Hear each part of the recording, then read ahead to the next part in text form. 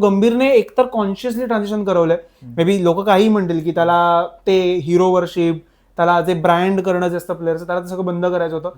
जे की ऑब्व्हियसली आतल्यात कुठेतरी आपल्याला पण वाटतं, पण आपण ऑब्व्हियसली आपण काही क्रिकेटर्स नाही, सो आपण पण शेवटी आपण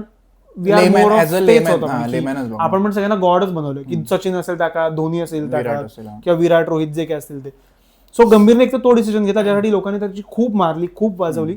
ते झालं. प्लस इंडिया जेव्हा पहिली मॅच हरली म्हण किंवा थर्ड मॅच जेव्हा हरली, सतत लोकांनी गंभीरला क्रिटिसाइज केलं की ही काय टीम आहे, ह्याला का बसवलंय, त्याला का खेळवलंय, असं का केलंय, तसं का केलंय. गंभीरने सगळ्याची जबाबदारी घेतली. गंभीरने फेअर चान्सेस दिले माझ्या मते. त्याने या सिरीजला करुण नायरला फेअर चान्स दिलाय. उद्याचा करुण नायर रिटायर झाला त्याच्या परफॉर्मन्स होणार आहे. त्याने कृष्णाला फेअर चान्स दिला. त्याने इव्हन त्याला आता ह्या मॅचला पण खेळवलंय.